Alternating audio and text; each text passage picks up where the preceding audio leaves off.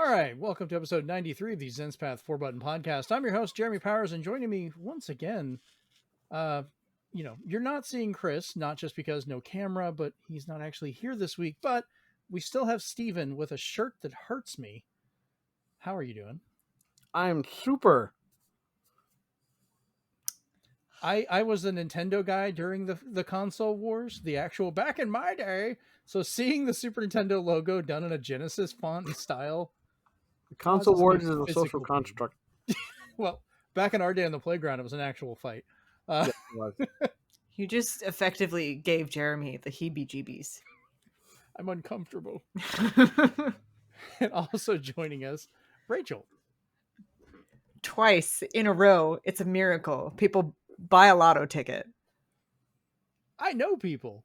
It's good to have you back. Yeah.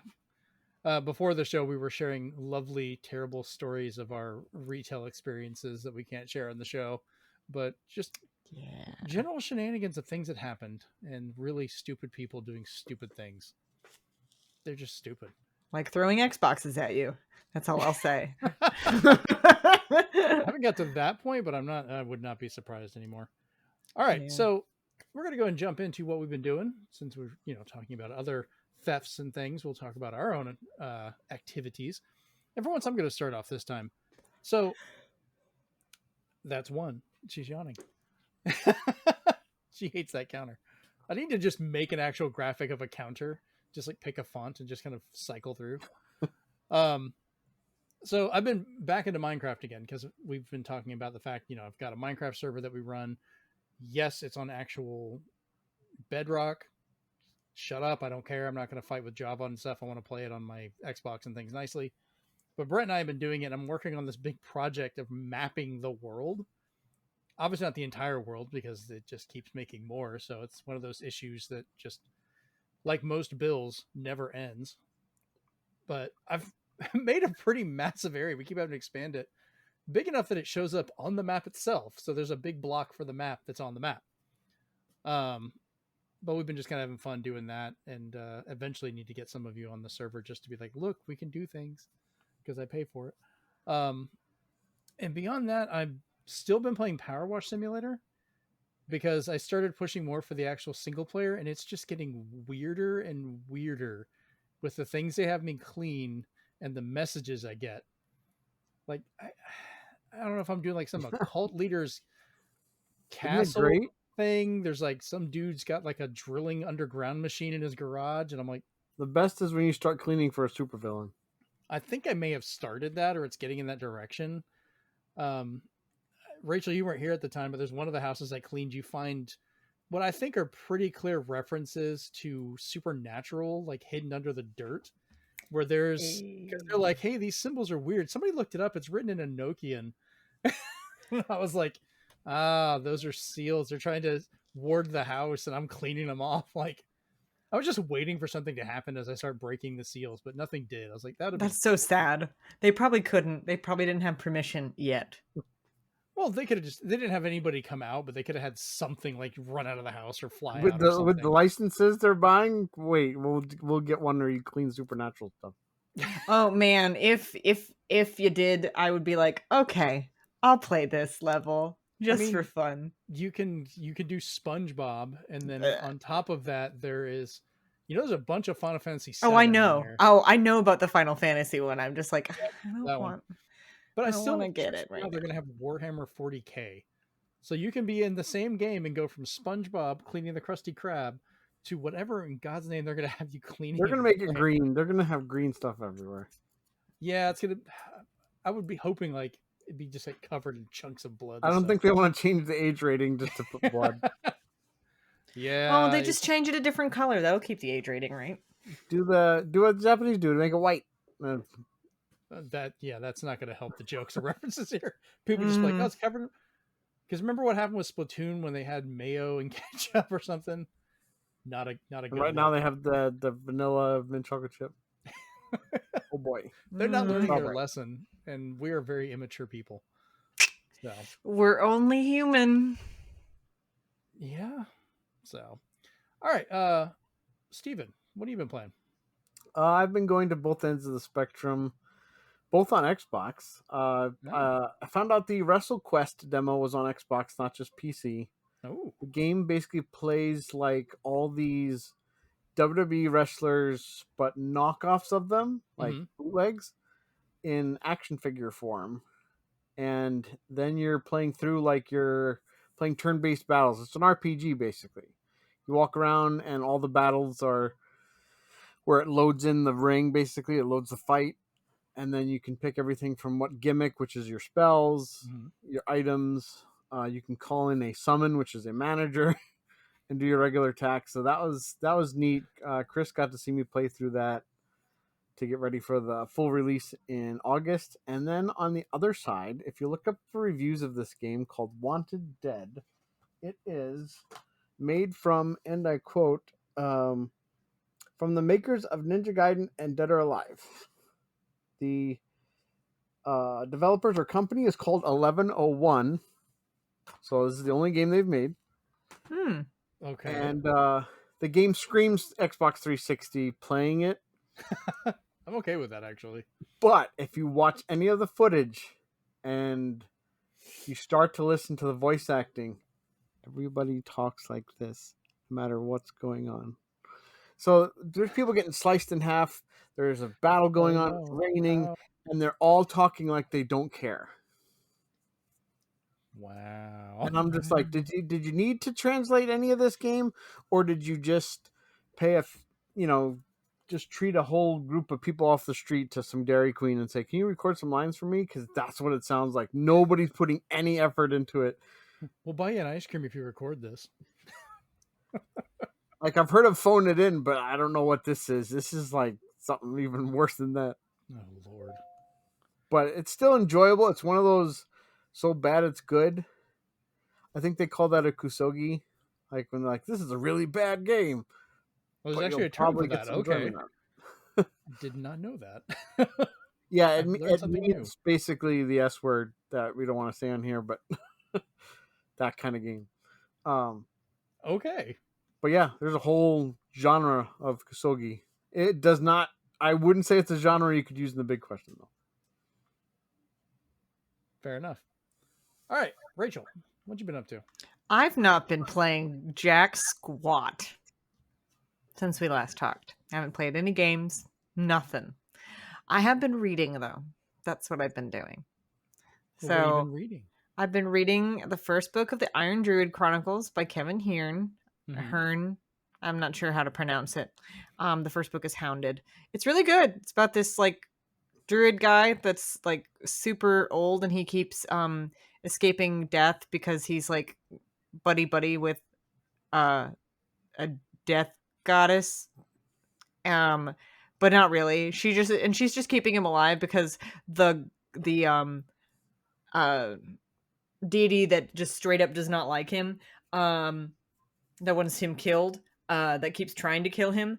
She finds it really amusing that he keeps being alive, and she thinks it's hilarious that this other deity keeps getting angry and angrier and angrier. So that's all. I'm only about like partly into the book. It's definitely like not for. It's not even YA. It's for adults for sure. It's not like, there's nothing like explicit so far anyway. Yeah, it's but not overly gratuitous. No, definitely not.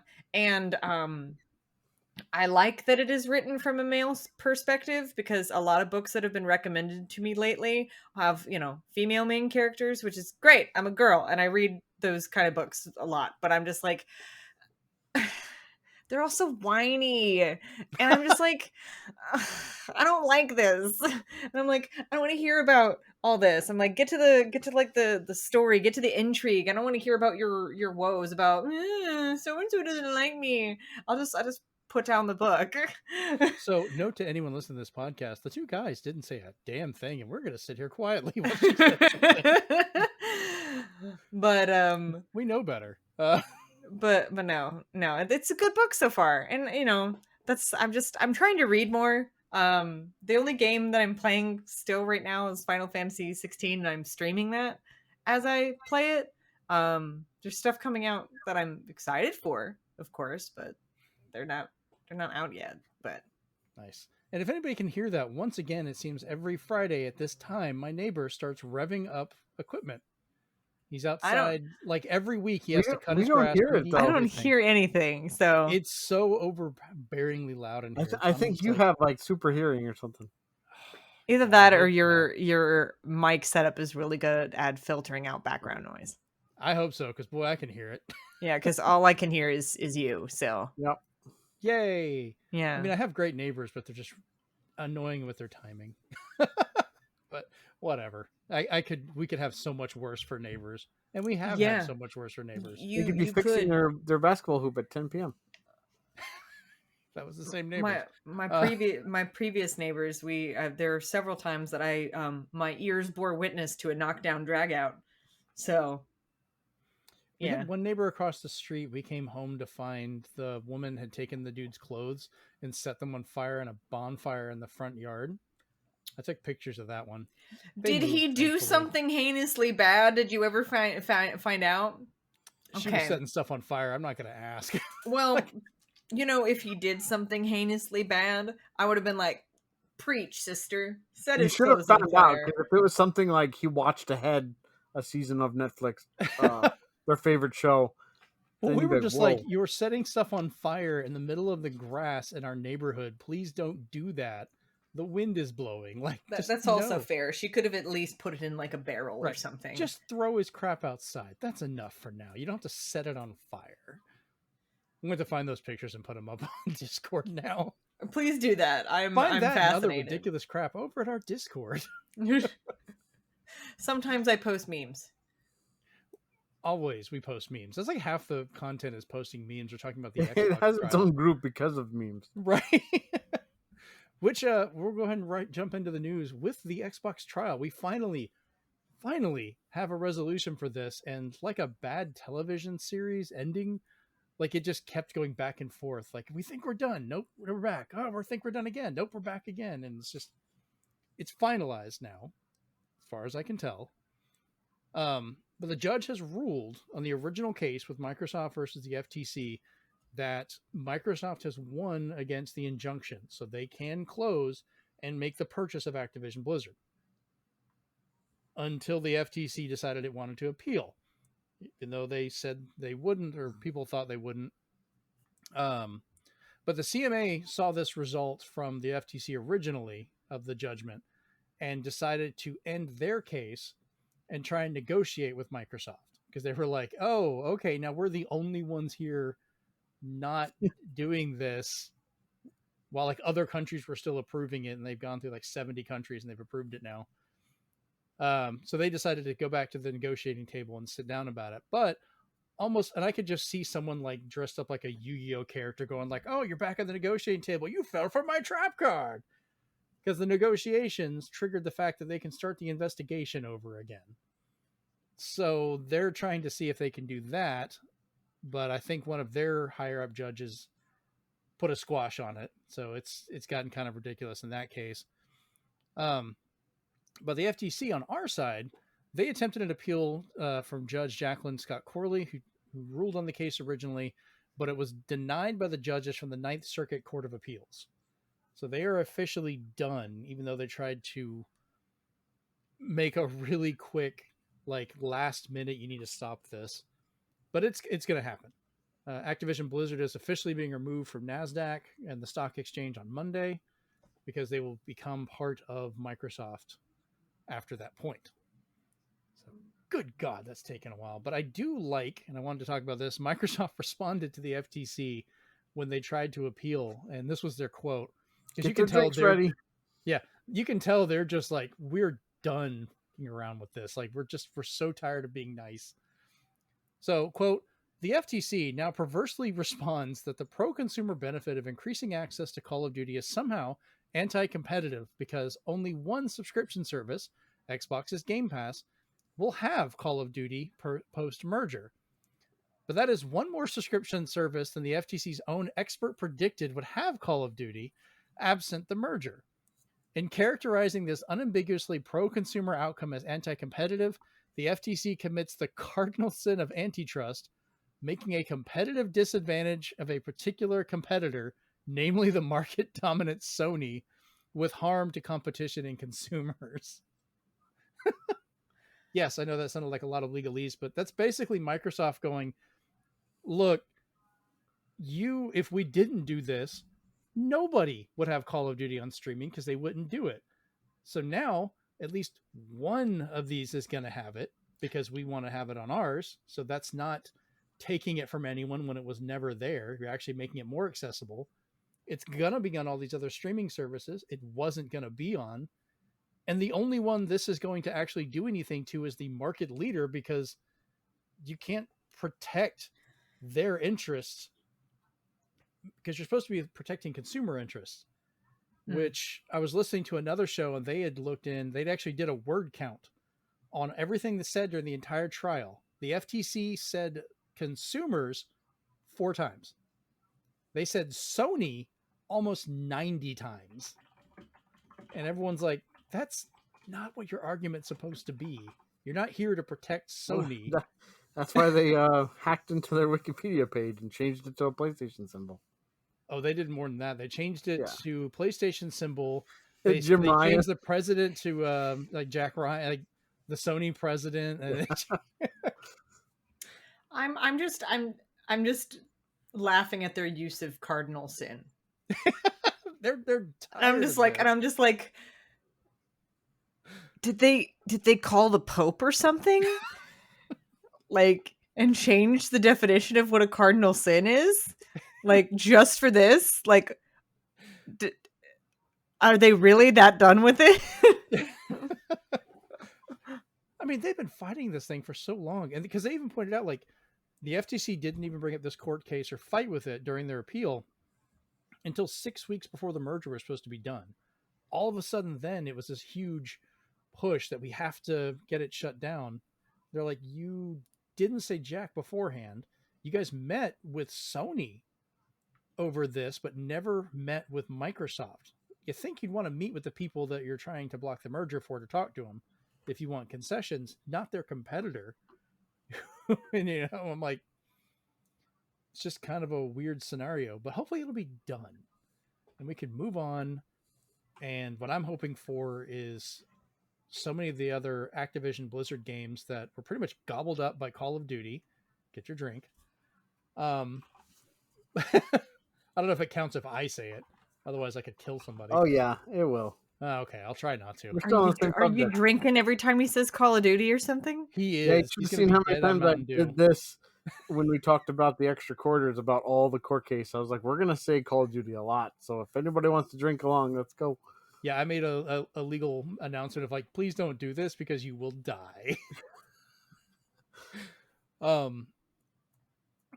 lost my train of thought. That was hilarious. But yeah, like this will be done. It'll be merged in. But over the years, Activision's bought out all these other companies and pretty much stripped them all down to be Call of Duty only companies. So now they can be free to do other things. Microsoft already has some, is going to have some of them revisiting some of their old IPs and things that aren't out there. So we might get a resurgence of some of these games. And I pretty much assume that a lot of those titles will be exclusive. Like the big multi-platform style games or multiplayer and stuff. Yeah, it's always going to be out there. Call of Duty is always going to remain out there. But, Yeah, there's certain ones they're going to make a lot of money with, but then there's other ones like Indiana Jones and Starfield, which didn't really benefit on being too many other platforms, just Xbox and PC. Yeah, but so now Hexen and Heretic are some of the ones that get brought up a lot. They have the developers that made those and a lot of the games like it, and they got pulled in and made just a subsidiary to work on Call of Duty stuff. So now they'd be able to do that. And everyone's like, oh, they saw, what's his name wearing a Hexen shirt during the Xbox presentation. Yeah. And he's like, yeah, I'd like to see that come back. So that's a possibility now. They could be freed to do it. Yeah, I want to see Raven Software cut off from Call of Duty and go back to making their own original IPs like Soldier of Fortune again. Yeah, those games were fantastic. I didn't get the exact quote. I was listening to some stuff earlier and saw it, but like the president of Blizzard, right after the announcement was made, was like, people have referred to us as a sleeping giant as a developer, but like the company, we're awake now. And we have like all this stuff that's in production that we haven't announced yet. So like there's so much coming. So they seem to be digging back into their stuff. So we don't know. We could get all kinds of stuff. We could get StarCraft again. We could get, BlizzCon now with Xbox. Well, they could do that. They pretty much, all the Bethesda stuff, they'd be like, we're doing the Xbox showcase with the Bethesda showcase. And they'd be like, no, with a Blizzard showcase. I'm hoping for like backwards compatibility. There's so many games that were not allowed on backwards compatibility because Activision wouldn't allow them. Well, it's freaking Microsoft now. They can just be like, yeah, go ahead and allow that. So we might actually see an update, which would be great. I think there's a lot of potential for what this could bring. Yeah. I don't want to see every company merging everybody else. Microsoft needs to chill the heck out, work with what they have. I don't want anybody to do an acquisition in response to this. I don't want any kind of petty. Well, people are calling, they want Sony to like buy Squaresoft or buy Capcom or Konami or, all of these. People need to remember, yeah, Call of Duty was really popular. Activision Blizzard was a hot mess with legal issues, sexual harassment, all kinds of stuff. And I will celebrate the day that Bobby Kotick gets his ass fired and kicked out of that company. Yes, he will leave with a golden parachute. There's nothing we can do to prevent that. But having him out of the gaming industry, I think is just a net win in general. The people that work there hopefully will be in a better environment because Microsoft usually is pretty good with this stuff. A lot of these companies aren't perfect about it. Hopefully they can always have improvement, but I'm hoping it's a step up for them. So, that's kind of a unique situation with this. Square, I think, is in a perfectly good financial spot. Rachel, you're going to know more about this than I do. I think they're doing fine. They don't need to go, first party bought by somebody. They can choose where they make their games. Capcom, I think, is doing well enough with a lot of theirs that they're not going to do it. I don't think Square's in danger simply because they have so much spite in themselves, and they've also been very smart. They started out having to get help, and they built themselves up so well that they're not gonna. I'm not worried about them. Other people might be, but even if they were in danger, I think they'd just be like, nah. There's always Pachinko. Yeah, there's always Pachinko. Yeah, you're right. Konami. Yeah. Yeah. Like I could see Square getting assistance for development and making a game exclusive because of payment of development and stuff. Mm-hmm. That happens with a lot of stuff. That's how a lot of games like Bayonetta, you look at Bayonetta 2 and Bayonetta 3. I want to know the behind the scenes of how Super Mario RPG Remake came to be. Oh yeah, no, because they always said it was Square that was blocking that. So I was like, what deal was made? Maybe they just realized this console is selling like crazy. Maybe we should put something on it. Mushroom Kingdom Hearts. No. I'm not a huge Kingdom Hearts fan, but I would probably play that. But I do have the scoop on the FTC's next battle. Oh God, please let me know. Go for it. Okay. This is from it just got put out and there's a 20-page report. Oh. ChatGPT is now being investigated by the FTC for AI training data. The Federal Trade Commission just started investigating OpenAI concerning the origins, methods, and usage of consumer data and commercial works they utilize to train their generative AI model, ChatGPT. This model has since become an engine for job displacement, theft, and plagiarism. Okay, cool. Now get your crap together and do a good court case on this, because that needs to be done. That relates to some things we're talking about shortly. Oh yeah, because I heard about that. And we're going to go ahead and jump. Yeah, no, we're jumping to this right now. Let's go ahead and jump down the list. We're going to go ahead and get to this story. I wanted to have this as more of a closer, but so we already knew about the Writers Guild strike that's going on, and still believe the fact that like Disney could just give up 0.91% of their just from last year's stuff and meet every single demand the Writers Guild was wanting, and they still won't do it, so they can go fuck themselves. People deserve to get paid for their work. But now The Screen Actors Guild American Federation of Television and Radio Artists, or SAG-AFTRA as it's known, have started their own strike. This is the first time since the 1960s that both the writers and the actors guilds are both on strike together. Ironically, it was Ronald Reagan that started that originally. So as much as this, like a lot of these people push that, Ronald Reagan is their Republican messiah, we'll go with, he was the one that did this, guys. So, and it still trips me out. Fran Dresser is the current president. She is fierce, but I kind of laugh a little bit when I hear the voice just because of how I grew up. I don't mean it bad, but she has that voice. It's great. Go ahead, Rachel.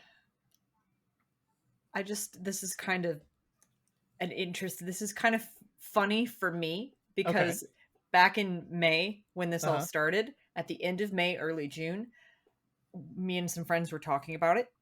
And I literally was like, the actors are next. And they went, Rachel, you can't joke about that. And I'm like, I'm not joking. It's just a vibe I got. And then they go, what do you mean it's just a vibe you got? And I go, I'm telling you. And I said, some good things in the past have come out of writer strike. Characters that I love, shows that I love, and all that kind of stuff. Some good things have come out of writer strikes. And I think good things will come out of this one with both shows that made after the fact and decisions and all that kind of stuff, as well as the people getting what they want. And I said, but in order for this to happen, it's going to take something big, and the actors are next. Fast forward to yesterday when this started. And I get a phone call from my friend and going, how did you know? You can't have known. And I just went, writing was on the wall. It's not rocket science. It's corporate greed, the most fundamentally reliable thing you've got.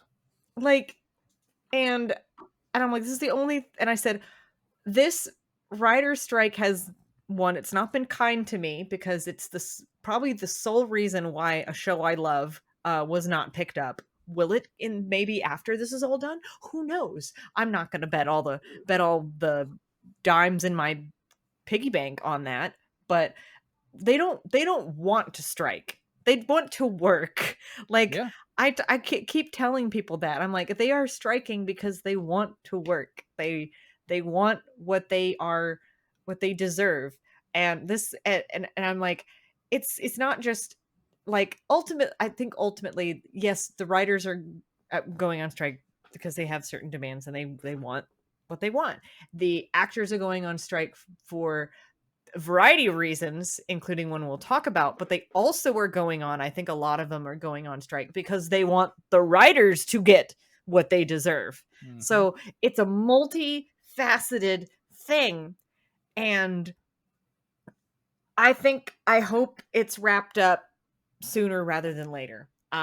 Because, and I want to warn people that are listening to this, because if people listening have not consumed television around or shortly after a strike has happened, things you're going to see increase in reality TV. Already seen that. Yep. There's going to be a SAG in film releases. There's going to be release dates possibly pushed back unless they were almost done with production anyway. There's going to be shows that have been announced already that might be starting soon, that are now delayed indefinitely. Example, the next season of The Boys. Yeah, makes sense. So the one that was the one thing that gave me indication when they made the announcement that it was, the release of it, even though it's already done filming. When the release of it was delayed indefinitely, literally I went, okay, it's the actors next. Like there's no reason why they would have put the pause on that release if they weren't going to go on strike or they thought they might. So there's so many different things that are going to happen in the next I've noticed, like couple of months. The Blade movie's been put on hold. Mahershala Ali has Deadpool 3. Yeah, Deadpool 3 has been paused because they've all put on hold. Beetlejuice 2? Yeah, I hope they finish filming that, like you said, and they can at least do post-production. But Listen, the original only took 3 months to film, so even if Right. they only have a few things to do, once this is all done, I don't think it's going to get canned. Like it can't. yeah, but I So mean, like same thing with Deadpool. Ryan Reynolds was stuck with both because I believe he's a member of both the writers and Yeah, the Screen yep. Actors. No, he's So both. he couldn't ad lib, which probably hurt him physically doing filming the movie for what they could do, and then now he can't even act to do it. So he's just off selling phones and tequila and stuff right now. Yeah, I mean, and he was doing that anyway. At Right. this point, the only way they're going to do a press tour for like Oppenheimer is if Christopher Nolan's on Hot Ones instead. You don't want to see Oh, that. that was great. The during the premiere of Oppenheimer, as soon as this was announced, the cast walked out of the premiere. They all left. So The director didn't, because the Directors Guild made an agreement and they managed to get something. But yeah, that's cold blooded. They just walked out. I was like, there you go. So to kind of like go into more detail about there's more that they can't do, right? To explain it to people. They obviously production's stopping. They cannot act. They cannot do anything new. But they also cannot do the following, and I'm going to read a list. They cannot do tours. They cannot do personal appearances. They cannot do interviews. They cannot do conventions or fan expos. So sorry, Dragon Con. They cannot do festivals, things called for your consideration events, panels. They cannot do premieres or screenings, award shows, junkets, podcast appearances, social media, or unless it's obviously the social media is showing support for the strike or just general stuff. Studio showcases. So they literally cannot do anything. They cannot do anything. So this affects even cons like Comic-Con, Dragon Con. From what I'd seen about that, like they were recommended not to go to Comic-Con, but they could go. They just couldn't talk about their work or anything. Like they could still be there, like if they're doing signatures or whatever. Right. So they can go, but if there was a planned panel, they cannot do that panel now. That panel is that panel is canceled. I think they can still do autographs. I want to say that they can still do photo ops, because that's not specifically stated. But if they are like answering fan questions and stuff at their tables and all that, they cannot answer questions about any of their work, past, present, or future. They can only answer like very general questions, like, you want to ask what they ate for breakfast? Sure. So, how's your sex life? like they can. It's technically not movie related, depending on the industry. Like fans are gonna have to get real creative with their questions. But they will. They will. This is an opportunity for them to get real creative with their questions. But it's just they can't do anything. So for the really expensive like specialty cons, for example, that's done like by Creation Entertainment, those are going to be real interesting. I wonder how this is going to affect things like I was talking with Joey earlier, and he was recommending a podcast that I was going to check out called The Shuttle Pod. Which is two of the actors that were on Star Trek Enterprise, which, they were doing TV and so forth. They're still actors. Can they still do episodes of that podcast where it's just them talking with people? Nope. Because they're just going through the episodes while they're doing their own thing. Technically, no. There's certain like loopholes with, I mean, there's a similar podcast that I have started listening to. Yes, it's a Supernatural podcast. It's Supernatural Then and Now with Rob Benedict and I think Richard Speight. I think they're still able to do some recording of episodes, or they're able to release the episodes that they've already recorded. But that's it. They can't do any new stuff. So like literally everything's going to stop. So if there's stuff that they've already recorded that's in the pipeline that is undergoing editing, then probably yes, that's fine. but once they get to that point of the end of that, then I don't know. Yeah, see, I don't quite get like how far the reach of that goes, where like they're not making shows or movies or doing any of that. They're just doing their own podcast because they wanted to do it on that subject. I don't know. I think I'm just trying to understand the connection on how that works, but either way, they need to be supported because some of the stuff these people are doing are just straight up monstrous. The main thing that started a lot of this also was one of the magazines had gotten a quote from a CEO. They left nameless, but he was talking about the fact that they were just going to wait out the writers for months until they start losing their apartments and houses, and they need their health insurance or can't get food.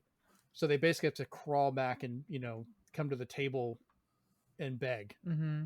And that quote got out, which of course that just solidified even more angst against them. Mm-hmm. So now we dog have has to eat sometime. Right. And there's been tales I've seen, of other strikes and stuff. You've got people like Drew Carey who would go somewhere and just pay off the entire bill for everyone to get food while they're there. And just, there's some bigger people in these communities that will just no issue pocket this to just make sure they're taken care of. And who's the Pete Davidson, the weird little guy? Yeah, that Pete dude, Davidson. I saw a video of him in a TikTok bringing a whole stack of pizzas about that big in boxes to the picket line. Literally, he was just like, hi, and then bringing pizzas, and then he just grabbed a random like poster board on a stick and just started marching in a circle with people, and then promptly left. And then Mandy Patinkin was just yelling poetic things as he's explaining to people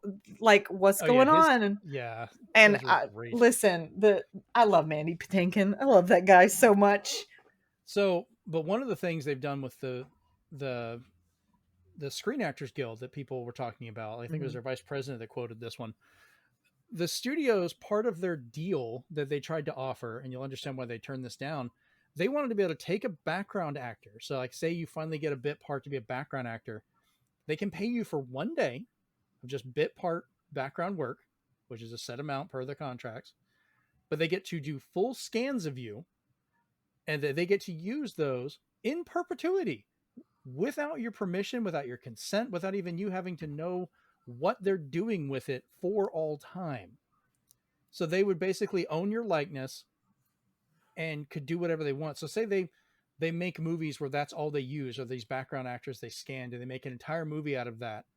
They could do whatever they want, and you would not be able to do anything for it, nor would you get any credit or be paid, even if it's your face up on that screen being made for that movie. And apparently the movie studios were confused as to why they turned that down, because that is one of the most evil shit I've ever seen offered. Like, that is horrible. Are we in an episode of Black Mirror and I just missed it? No, because this isn't entertaining. There isn't a lesson. No. They were probably like, well, it worked for DeviantArt. DeviantArt says whatever you post there, they can use however they see fit.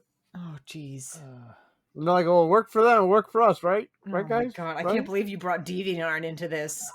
Next thing I know, you're going to be talking about Gaia Online and IMVU and... So with this, Gaia Online will probably get a lot of star power because they are allowed to voice act. So, oh my God. So that means video games are going to get a bump, and poor voice actors that are known are going to get bumped aside, which sucks. And sadly, that was already happening for some people.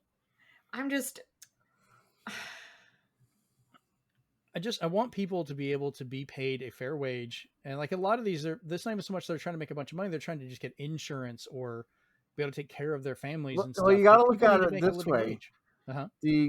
Before the actors went on strike as well, the cast of Friends from reruns, syndication make $20 million a year.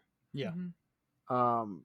Daniel Radcliffe takes the roles he does in these weird movies. Weird. You included. He just likes them. And when they asked him why would you do this? Why don't? And he's just like, I'm done. Money wise, I get it all from Harry Potter. I've gotten more money than I'll ever see in my lifetime through Harry Potter. Now I'm just having fun. I'm doing what I enjoy, which are these roles. That is a smart actor. That's what that is. Right. And then when you look at it, I watched a little video presentation when they were talking about how the strike before impending it's going to happen soon. And their biggest complaint was in the past when it was syndicated on TBS or something like that, the writer would get like $13,000 because they're showing a big program they worked on. And it was glorious. They said now, and these are actual dollar amounts now with streaming, that same person says he got $36. Yeah, there was a and woman another that person was said I got like $400 for like a huge production. They couldn't say their names, but they just said in the past there's been a comma on my check, and now there's barely 100, which they can't even afford to keep the lights on when you look at that type of stuff. And they're saying because a lot of bad deals were made when it came to streaming. Yeah, there was another one I was reading. It's not the same one as that because the values are a little different. There was a lady talking about the work she did. She was making $12,000 for it in syndication, and then when it went to streaming, she said the check she got was $4, and she's like, "This is ridiculous." She couldn't even get lunch off of that whole thing because of how little streaming paid. So, like, if we're going to change the medium of how we enjoy the entertainment, they're gonna have to find a way to fairly pay for it. And I hope they don't concede. I wouldn't even say concede, but I hope they don't get fooled like the voice actors did, because when they struck back in 2016, 2017, approximately, their final thing that they agreed upon was that they would get a bonus. They did not agree upon residuals. And I was like, but that's what you were fighting for. Yeah. And to this day, there's still people who complain about it, who've worked on Grand Theft Auto and everything like that. And they said, well, I got a big bonus check, but eventually that runs out. So when the game gets then ported to another system, they get nothing. Yeah, Grand Theft Auto 5 is a great example. They get a bonus from the initial system-wide launch. So if it gets ported later, becomes a special edition, gets remastered, they do not get paid again. They've gotten their bonus. And I was like, all right, guys, writers, actors, don't fall for that again. Don't say, oh, that's fine if I get that. No. Yeah, we need to have good faith arguments for this stuff where they can actually be taken care of and get their fair amount. I think I forget his last name, first name Dante, but he played Rufio on Hook. I know who you're talking about. I don't Dante Bosco. Okay, so he has a TikTok where he just has a game where he has this big stack of envelopes, and he's just like, "What's my residual today?" And and he opens it up and says, "Is it a steak dinner or is it Taco Bell?" And he'll go into the history of where he got that residual.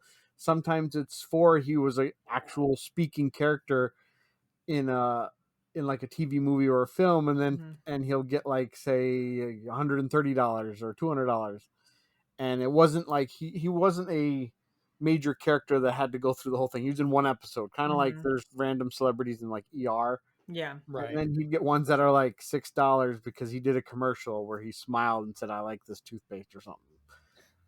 But it's fun because he always goes behind the history of each residual check, and he's like, "That's how much I did to get this amount." I like that level of honesty. He's like, "That's really what I did to get this amount. I was the guy who was on this deathbed in this episode of ER, and I got $150 for it." And he's like, "That's fine."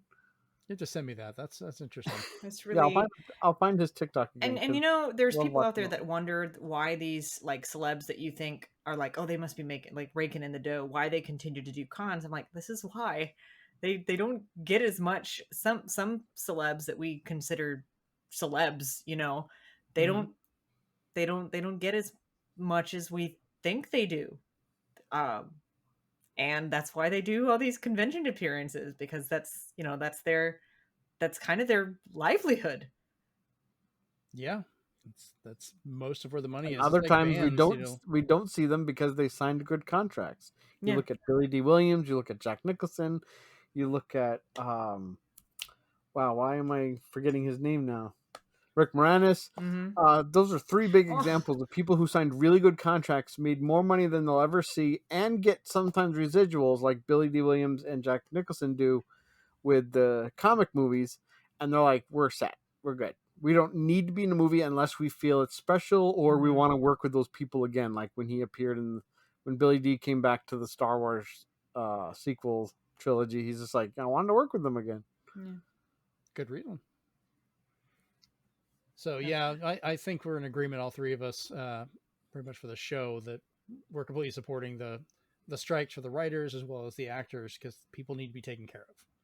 You know, I And just where you some shows just drastically drop in quality. We lost Heroes last time. I Heroes know Heroes was on a nice high, and then it went from being Heroes to being Sliders, and I was like, oh. we were at Comic-Con when that happened, and Brent, my friend, we were on the train going back to the hotel, and he was actually with one of the guys from Heroes when he found out what had happened. And it was just like, damn. it's like I said, good things can come out of strikes and bad things can come out of strikes. Like, what Heroes was on what channel? You remember? NBC, I think. NBC? Was I it think on it was NBC. NBC? The one with the peacock, yeah. Yeah, it's NBC. Yep. Of course I know that. I love that show. Like the first season was great. Yep. The second season, they had a problem with the writer's strike. You could tell when they had the problem. So like when the right Heroes went down in quality, and then I'm gonna bring up my favorite show. That's where we got my favorite character. Castiel came out of a writer's strike. They came back from the writer's strike, and Eric Kripke was like, we moved to Thursdays. Oh, we got to think of something. Google's Angel of Thursday. There we go. That's literally his origin. So if y'all didn't, really? if y'all didn't know that, that's how I did not. That's how he came to be. Yeah. That's super weird. I love it. Yeah. Oh So, my god. Because they weren't sure. My question, because I don't understand this, is what happens when a reality show has a celebrity host? They have to get a different host. I have a feeling we're gonna see reality shows and them try and pull from like YouTube people and so forth, like people that are not. Or can they go? Not if the YouTube personality is a member of SAG. But a lot of them aren't. But can And, they also like Jake Paul and crap like that? I could see them dipping. But if they're done into that filming, they hellhole. could air it, right? I guess because usually, like Survivor, they've already signed their NDAs. Well, right. Because So I'm just reminded of the that show Stars on Mars, where all these celebrities get to pretend they're on Mars, and William Shatner is the host. And I was like, those are all celebrities. So what happens here? Right. So anything that's already been like filmed, it's already gone through post-production and all of that. Those are, as they say, and they've already gotten, it's done essentially. Right. They don't have to do any because you know how sometimes celebs have to re-record their lines in a studio, also known as ADR. Yes. That's actually what they were doing for The Boys when they decided to postpone it indefinitely. Really? They were doing ADR. Yes, Rob Benedict was doing ADR, and then I think that was part of their plan for Deadpool 3. If they could film it once the strike was over, they could just go back and Ryan Reynolds could ADR quips over, because he just reanimate his face really easily with the mask on. I think that's what they were thinking about trying to do. They might still do that, depending on how long the strike goes on. Well, they can't. No one can act, so they can't film. Well, I know, that's what I'm saying. Like, after the strike is done, if they don't want to delay the release, they might just ADR. Right. Deadpool is almost like its success deals with ad-libbing. Well, I found out this X-Men Origins Wolverine was so bad because of the writer's strike. That's why Deadpool couldn't say anything. That's why his mouth got covered. That's why all of Logan's lines were so generic and basic, because they just had to stick with what they originally had. And I was like, well, that explains a lot. It doesn't explain the horrible CG work on the claws, but that explains everything else. It's like I said, there's good things and there's bad things that come out of writer's strikes. We aren't going to know. I tend to veer toward the more optimistic when it comes to these kind of things. I think now that the actors are on strike, it's going to be a pretty quick avalanche into a decision, I want to say. I would hope that this only lasts another month, maybe 2. Yeah.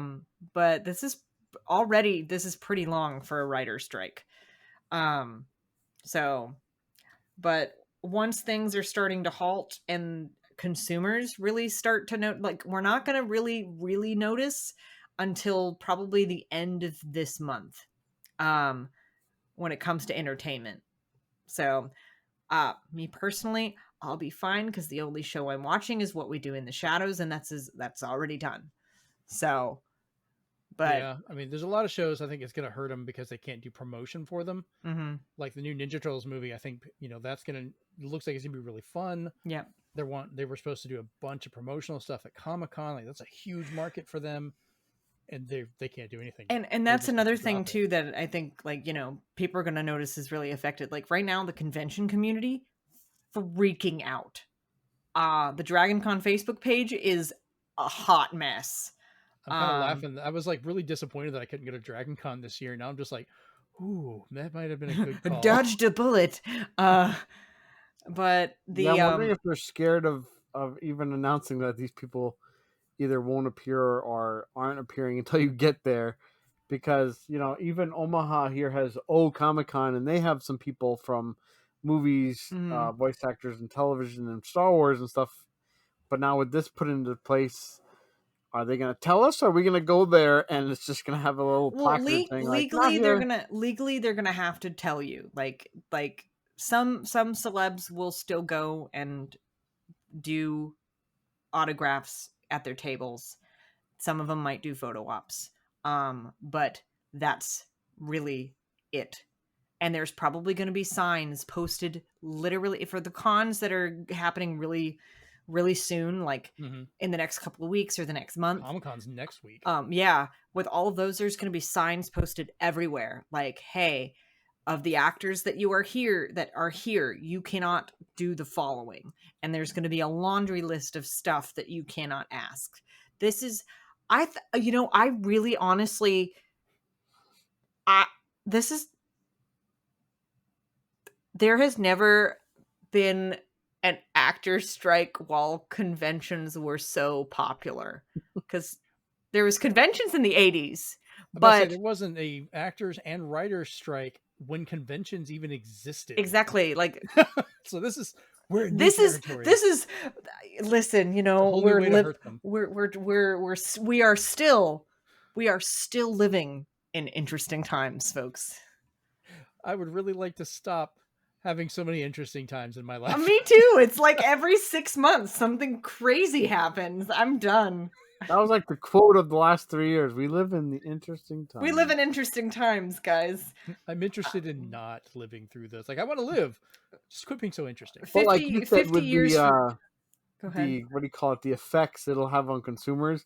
It's very similar to the pandemic, because when everybody had to work from home and had to do stuff really slowly on their home computers, didn't have all their bandwidth and everything they loved in their offices, didn't have all the equipment they had. We're distracted by people are said like, yeah, you're getting games now, but you're going to have this incredible lull where you're like, where are the big new releases?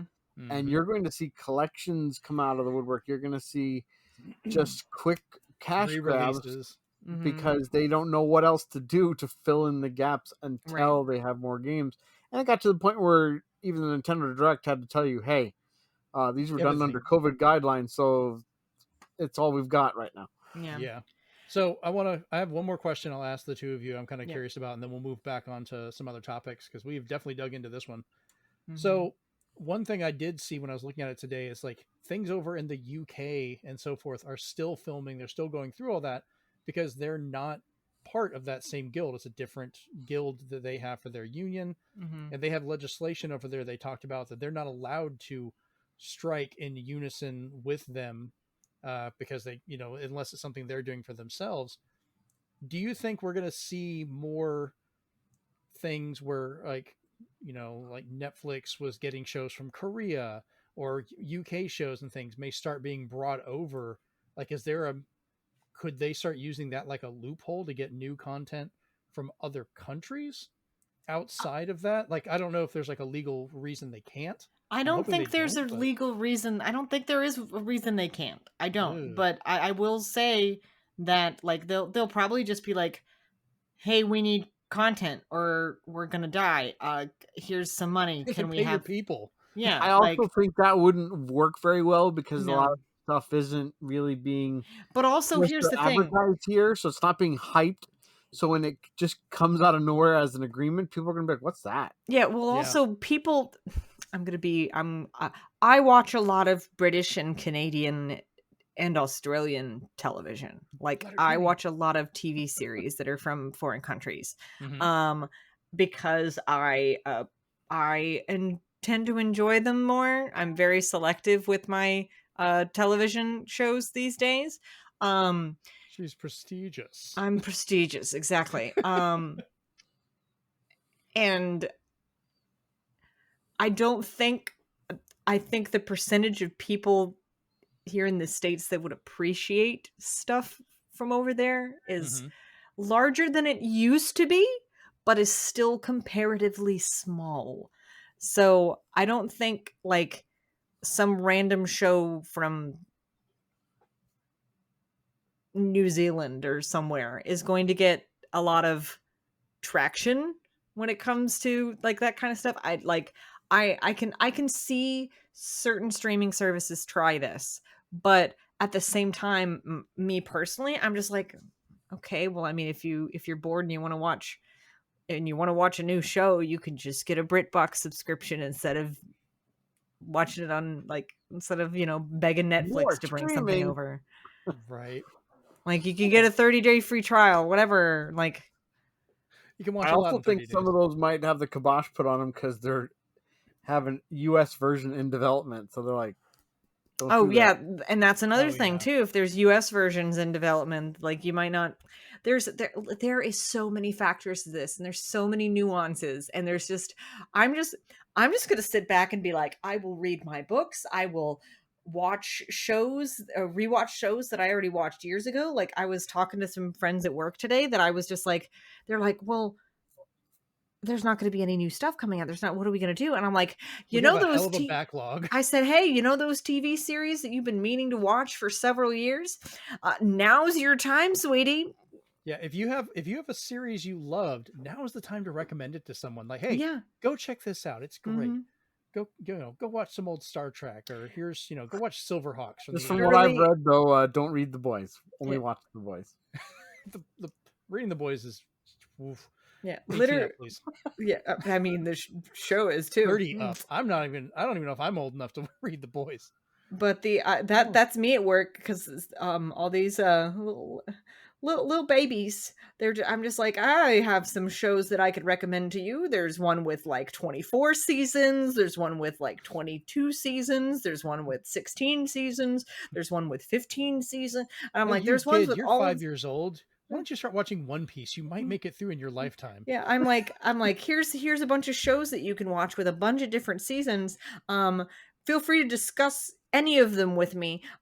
You'll be fine. You will survive both of these strikes, and then you'll come out of it and be like, I wasn't bored because I watched stuff that I should have watched when they I'm were a coming out. weeb now. It's funny you should mention that, Jeremy, because Crunchyroll just announced that they have completed the English dub of One Piece, so they have 968 episodes they're releasing, and the I've rest never will watched come. that show, and I am terrified to And hear the it's rest will recorded. come soon, but they have 968 in the can ready to go. I am still waiting for Crunchyroll and Funimation to combine their library like they said that they were going to do March of last year. So Talk to Sony, because Sony owns both of them as now. far as I'm concerned, Crunchyroll can just jump in a lake right now because they haven't done either of those things. Oh, that's great. And I canceled my Funimation subscription just because I'm like, I could just watch it all on Crunchyroll. Yeah, Wrong. they said to do it, but They said to anyways, do it, and then they so didn't do that. to So finish up, irritated. basically, I have all faith in the companies to do the absolute worst things they can try and do to get around this.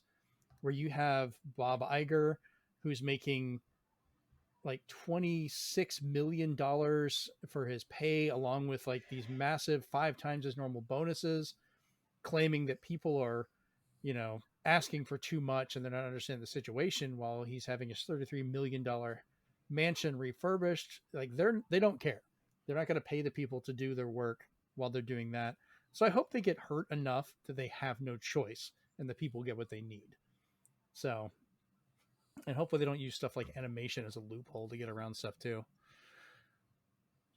Yeah, I'm sure Rachel's like, I could say some shit. Well, we've been on this for a while. There's so much stuff that I can say that I can't say. if there's a loophole, they'll try and find it. We just need to hopefully they fail at it. So let's get back into the world of gaming. Next thing I wanted to talk about here, going back to our original list. Yeah, be careful what you say, Rachel. You can get reported by Xbox. So Xbox now has the option for voice reporting, and I actually kind of like this. This is a good thing, especially with some of the online shooters, and as we've played Call of Duty and other things.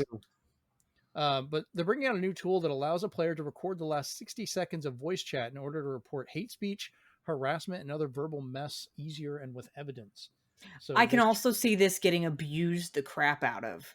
I do too, but I'm like hoping... somebody just talking smack for fun, and then someone overhears it and is like, I don't like this person. Because Sony got in hot water last time something like this was announced, because their version was, if something egregious enough was brought to their attention through a report, that even though you think they can go into your like private chats and game lobby chats and listen to them and be like, okay, that's where they heard that. Yeah, that one people had an issue with because there was no... It was just they could do it when they wanted to. This, if they hear something or whatever happens, they can send the report in just like you could anyways, but now you actually just have a recording to back that up. Yeah. Yeah, we're probably gonna have people that are gonna mess with it and do stuff. I don't think there's any way to get around that. We live in the age of voice AI cloning. Yeah, I think for some cases though, because that would, even if they did that, they would know what account said it. So if someone tried to generate someone's voice to make that claim, Xbox is going to know it wasn't their account.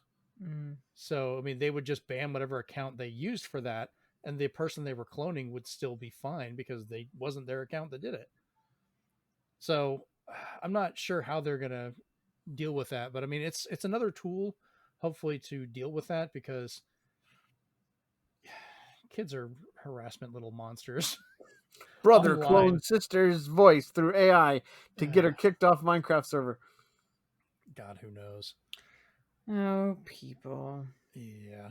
So next thing I want to talk about was a quick little study that was done by the Video Game History Foundation. They found, after looking into this, 9 out of 10, about 87% of all games that were released before 2010 are no longer reasonably accessible to most people, specifically legally or commercially available. Current laws are preventing things like libraries and other structures to treat this like they do for books and audio and things, where it can be shared and handled. And it's a whole new thing they're going to have to set up because gaming is different. But they're trying to work around that. But 2010 was chosen as it was the year digital distribution originally started to take hold.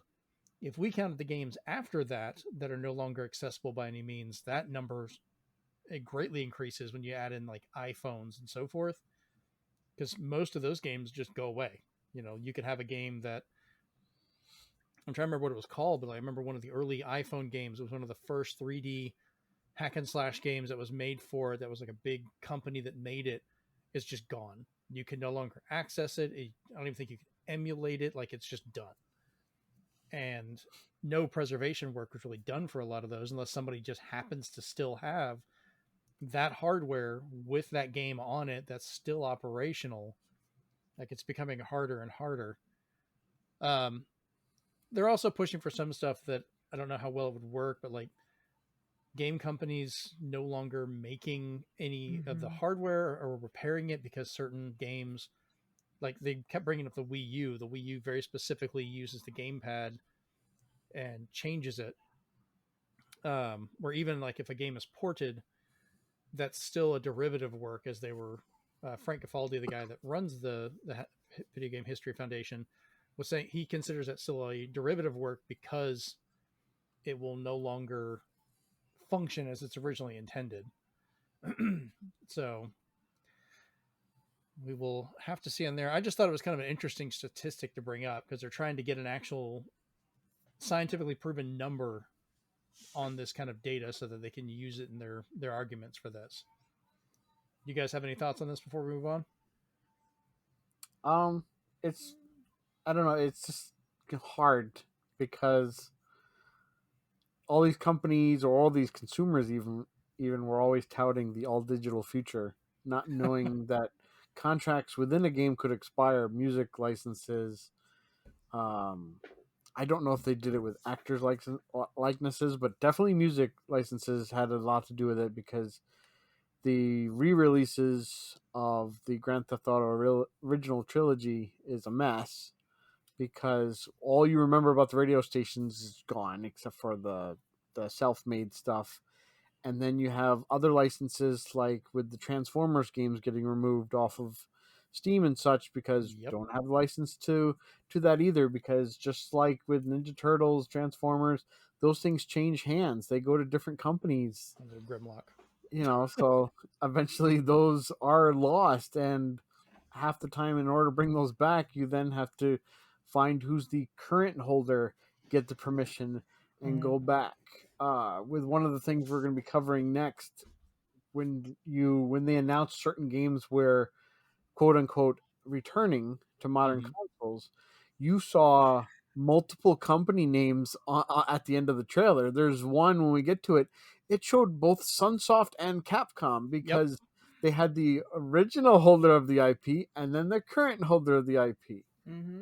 Yeah, developer and the different publishers depending on the versions, and if you're covering like some of these different areas or types, that could be different publishers. Yeah, it gets to be a mess. There's games like racing games are notorious for that because the car manufacturers have got licenses on there, which is why no Forza game is backwards compatible, because just some of the Gran Turismo games can be played certain backwards compatible means, but when it moved to a digital front, they weren't able to do that anymore unless they went back and redid those licenses. We'll never see re-releases of like Guitar Hero, Rock Band, any of that. No. Not only because of the guitars and instruments, but because that is the most logistical nightmare for licensing ever made. And some of it even goes back to what we were just talking about when they remastered for the Silent Hill HD collection. For one of them, they're like, we don't want to pay all the actors again. We don't want to give them residuals or any kind of like check to basically reestablish their voices that they already recorded. We'll just record new voices with different people. What could possibly go wrong? Everything. Well, I think Metal Gear Solid 3, the remake that's coming out, I don't know what the exact deal is of how they're paying the people, but they're reusing all the original audio recordings. They're not recording new ones. So they're remaking the game around it, but it's still going to be the exact same voiceovers and everything. So I'm very curious, like, does David Hayter see a paycheck from that? Or is he just kind of hosed in perpetuity because they already had the recordings and they're not adding to it? That makes me, just a weird thought. I'm like, that makes me think of the Crisis Core remake that came out and how they had all new voiceover work, I guess, to match the new people that they have. And I was just like, but the original was fine. Like, yeah, some of it sounded like it was recorded in a bathtub covered in egg crates, but it was perfect. They may not have, and you're aware of this, they may not have had them anymore. Square was notorious for just be like, all right, we're done. Throw out the files. We don't need them anymore. And that came back to bite them for a couple things back in the day before companies started preserving more of their stuff, which, leads to part of a lot of times they've had to build it from the ground up, but they did with some of the Kingdom Hearts games. So like, we lost the original. Yeah. Oops, we threw the file away. Our bad. Like, Sega got rid of the original code for Panzer Dragoon Saga. That's why you can't get it re-released, because they were like, we don't need this. It's the last game on the Saturn. Who's going to play it? Well, there was an RPG that got remade. It's going to bug me. It was released on GameCube and PS2, but every port afterwards has had to be 30 frames a second because they only had the PS2 data. They lost the original N64. Tales of Symphonia? Yeah, Tales of Symphonia. Thank you. Because they can't make it 60 FPS because they lost the GameCube stuff. So they have to go by that port that was only at 30 and everything's locked to it with how that was designed. Yep. So now, a decade plus later, we're still stuck with that because of it, unless they go back and redo the whole thing, which they're not doing.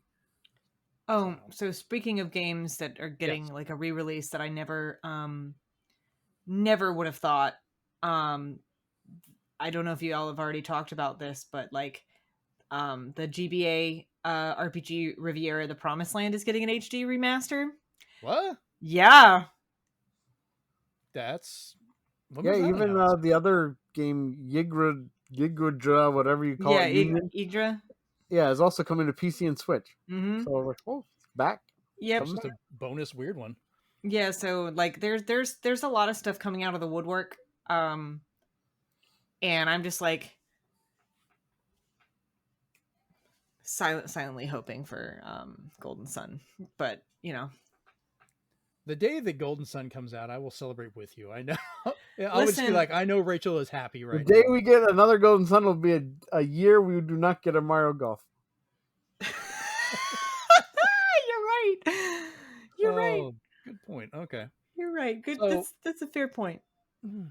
I feel bad for the guys. It's just like, can we make Golden Sun? No, make us golf and tennis and shut up. And they're just like, shut up. All the bros at Camelot are like, but we want to. But why?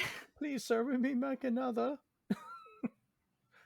All right. So next up, we had the Limited Run Games held a 1995 E3 2023 showcase, which I thought was actually kind of funny the way they did it, you know, poking fun at Back to the Future and stuff.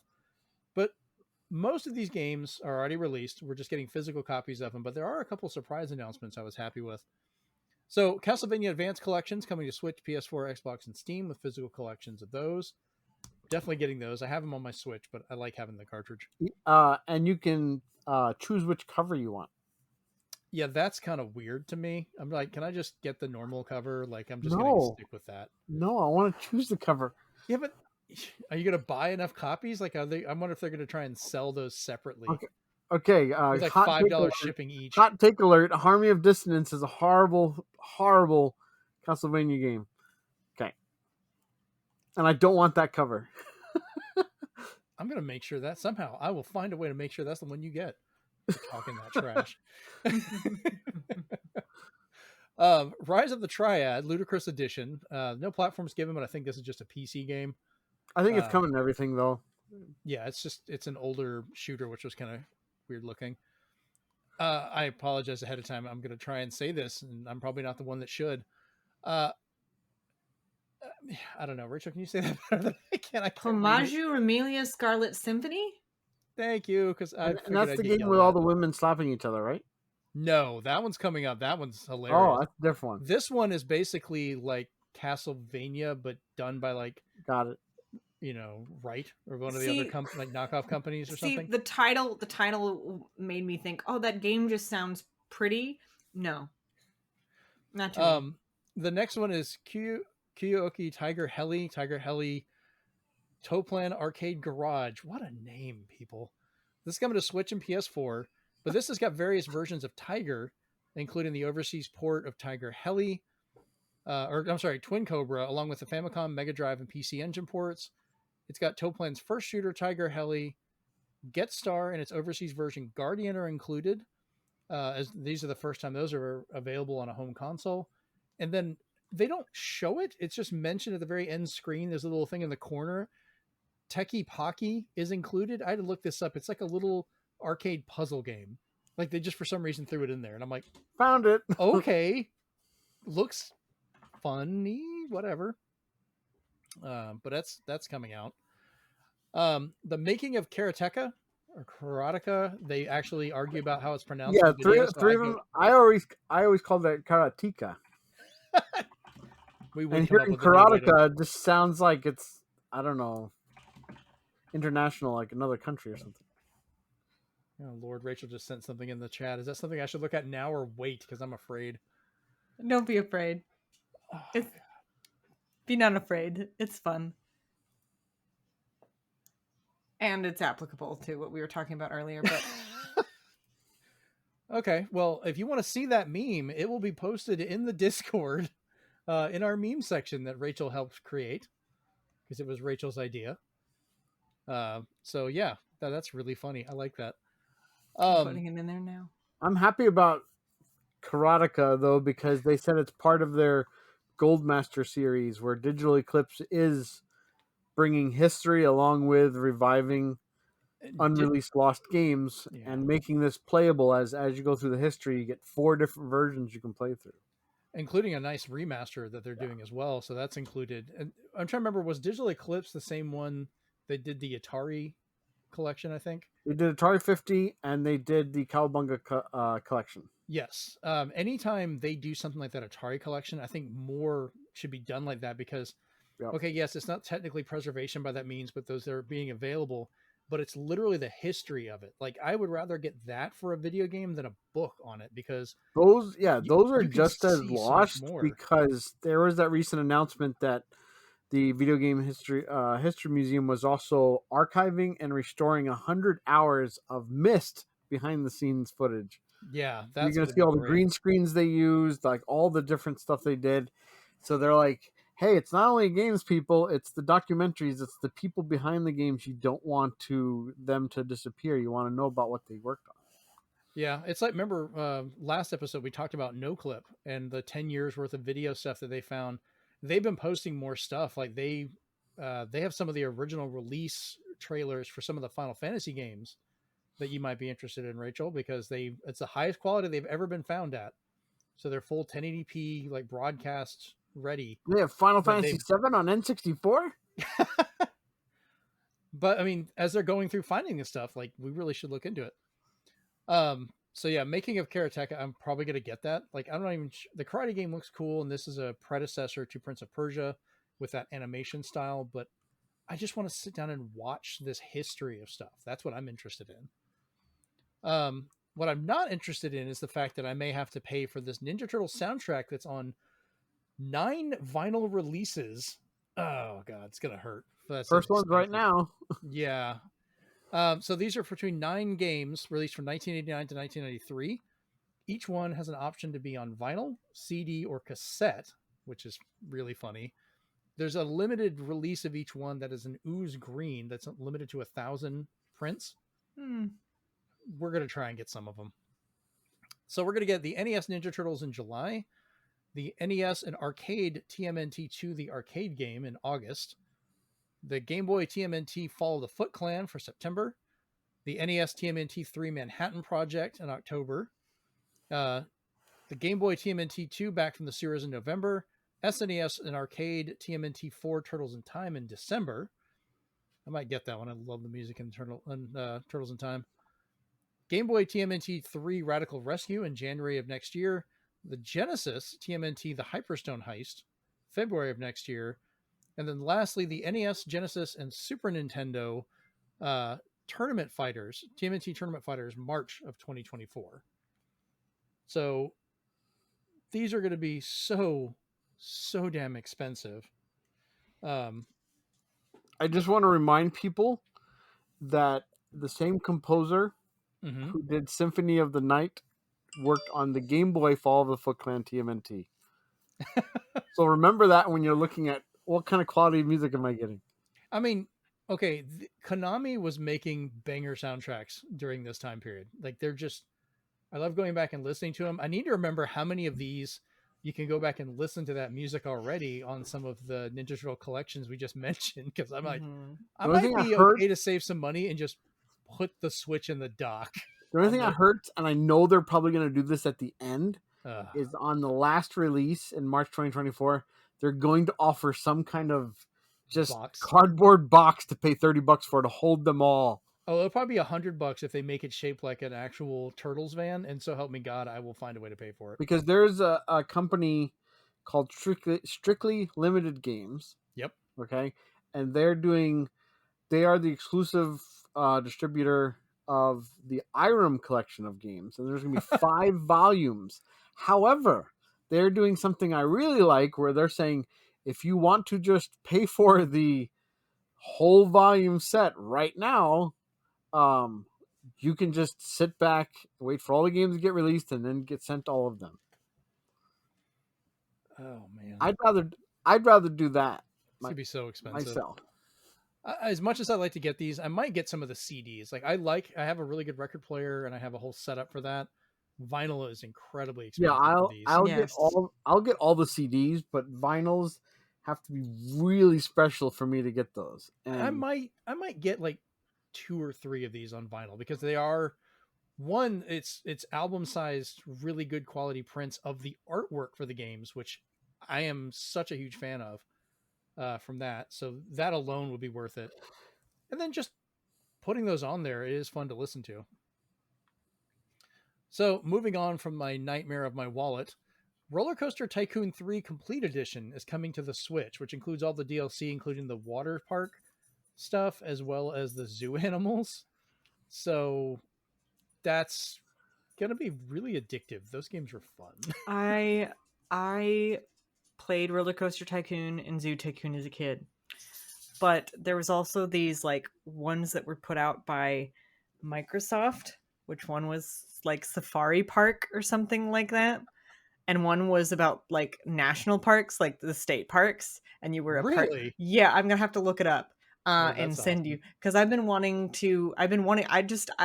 can hear the music to these games sometimes when I think about them, because I played them so much as a kid, and I found like YouTube videos of people playing them, and I'm like, I want to play them again, but I can't figure out how. So y'all might have to help me. Well, I'm always down to try and research and find a game. That'd be great. So they're doing a collaboration with The Mix, where they're making 2 all-new retro games based on 2 1990s cartoon shows. And they're saying that people in 1995, which they were, during this show saying is where they were at the first E3, this would have been a popular show at the time. And I'm trying to think, what were popular animated kids shows in 1995? And was Rachel even alive? In 1995, Yes. I was. Okay. Thank you. I was born in 92. Thank you. I don't know. My brother was like 89, so I'm not really sure. Like, it's on the cusp there. You were probably not watching that many cartoons of whatever this type was. So I meant to look it up beforehand and see if I could take a guess, but that's something we can hash out on the Discord, which I'm going to keep mentioning. Go find us on Discord. And see kind of what cartoon we think that is. So this next one really surprised me because I never thought this would re-release or come up again. El Shaddai, Ascension of the Metatron, HD remaster coming for the Switch. I actually have one of my earlier interviews I did at San Diego Comic-Con 2011. I talked with one of the guys working on the game, Shane Bentonhausen, who used to also do a lot of stuff with 1UP, EGM, and all that as a games writer and podcaster. One of the people that inspired me to actually get into podcasting originally. So I had done an extra quarter where I took all my old interviews, or at least part of them. I got to put out the second half of that and posted those. And I posted it again because of this, because we talked about this game and I've got some pictures of them and I've got some videos whenever I was playing the game there for the demo as kind of an early thing. And he actually responded to it, which was kind of neat. So I got to tell him, hey, you're awesome. And you got me. I was like super nervous when I went to interview him, which he thought was funny. I was like, I've looked up to this guy for a long time and liked his stuff. And now I'm talking to him and I feel like I should not be here because I am new to this. And you You're get not that. worthy. Yeah. It's what's it called for a lot of people, like imposter syndrome. Like, how did I get here? Why am I here? Why is he talking to me? I was super nervous, but it was a lot of fun. Next up, we have Dungeons of Aether, which is coming out for the Switch. I guess they had a previous game this was tied to. There's Rivals of Aether. That was Okay. kind of like a Smash Brothers type indie paradise. Is that the one that had the beetle you could play as well? One of the characters, if I remember. It might have been. I think I remember that one. I haven't told Jennifer about this one yet because I know she's going to scream when she finds out. Once again, remind you, if the video actually goes through, this is the Shantae figure that I got that she lost her mind over and wants to set up. But Way Forward is bringing out Shantae Advance Risky Revolution for the Game Boy Advance. With link cable support. Yes. It is not coming to anything else. It's an actual Game Boy Advance cartridge that's being released in the year of our Lord 2023. It is going to fill in the missing chapter before Risky's Revenge. Yes. Retro's back. Not like it hasn't been back, but you know what I mean. Well, I love the fact, and this brings me so much hope with stuff we were talking about. Like, this was a game that the first one came out in Game Boy Color, did not sell well. It was critically acclaimed, but did not sell very well. So when they were trying to shop the Game Boy Advance game around, people were turning it down unless they made all these concessions, and they didn't want to. So they said they just backed up the data and put it away, which is why more companies should do this, because now all this Smart. time later, they get an opportunity to pull that back out, refine and fix and get everything going and actually make the game. I'm going to have to buy 2 copies of this. Jennifer's going to want her own, and I'm going to have to one I can hide and actually Getting play. the band back together. Right. But I kind of, when I get this, I want to try and stream it because I have the whole setup to play Game Boy Advance through my Game Boy player using the Game Boy interface with the HDMI and everything, and it's great. So that'll be a lot of fun. Yeah, I will point out that in the video during the presentation, they did show it not only playing on original GBA and Game Boy Advance SP, but they also showed it playing on the Analog Pocket. Yeah. Nobody had a micro. Kind of disappointed. So I was just like, Game Boy Micro it's got that compatibility, so that's awesome. Well, I mean, it's that thing's gonna always play those anyways because it'll play Game Boy Advance. That's actually where I play a lot of my GBA games now. Just seeing all those different systems all linked to each other for 4 people, I was like, wait, and you only need 1 copy of the game. Yeah, that if anybody is wondering, that is kind of a fun thing. The Analog Pocket will fully support link cable games, including if it's the system that's receiving the data. Like if you're playing Mario Kart and somebody else has the game, you can still boot it up in that Game Boy mode where it's waiting, where it'll connect and play. So that's a fun thing to do, and it works with the dock too. Any interest in this one, Rachel, for Shantae on Game Boy Advance? Not really. Like, I liked the art. I remember liking the art. Yeah, I remember liking the art. That's all I remember for the Shantae games. Like, I'm Fair just, enough. I get it. I like, because it's a side-scrolly, like, adventure type game, right? Yes. I mean, I like Uses those her- games. She can turn into different animals and things with her transformations. She uses her hair as a whip to fight with. Yeah. If you ever ask Jennifer about this, she will sit you down and explain every single bit of it. It sounds fun. It'd be the most random thing, but I should just record her and just be like, all right, explain everything about this and just see what she says. Do one of those for Shantae, do one for Kirby. Do a little bonus episode every now and then that is just Jen explains. Yeah, Jennifer's explanations. Oh Lord. Following that, they showed Chicory, a colorful tale for Switch, PS5, and PS4. Then we got Odin Cat's Paradise Collection for Switch. This was a fun one. Arzette, the Jewel of Faramore for Switch, PS5, PS4, Xbox, and Steam, which is a spiritual successor to the Zelda CDI games. And I don't mean just look like them. I mean play like them. Bring back they have the soundtrack by Jack Button Masher Silverman. They have the original voices, Jeffrey Rath and Bonnie Jean Wilbur, who did the voices for Link and Zelda. They have new art by Rob Dunleavy.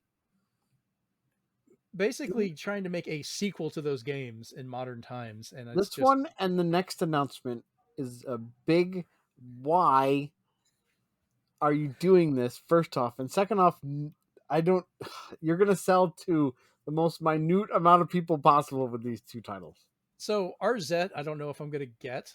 It's kind of interesting, and I might get it on that idea, but the next one is Plumbers Don't Wear Ties Definitive Edition for Switch, PS5, PS4, Xbox, and Steam, which I am going to get just because, just like the other games, it's like a thing to look back on, like why they developed this, the history, the interviews.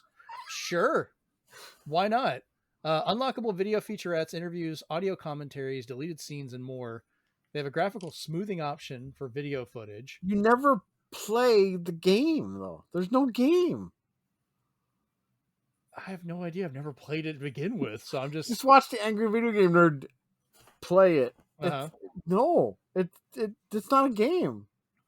Like I said, I just want to see the behind the scenes stuff. Interactive encyclopedia for 3DO. That's all it is, with lingerie scenes in it to make it, adult.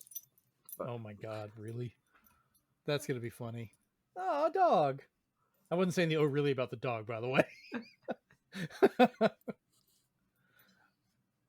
So yeah, Plumbers Don't Wear Ties is a weird one, but I think just out of pure madness, I'm gonna get it. Like don't get me wrong, the behind the scenes stuff and all that stuff. The fact that they found the actress. Yeah, that's The part of what guy. I was like. The guy's probably like, I don't ever want to have anything to do with this. It's one of those things where it's like it's so absurd. I just kind of want to see what's going on.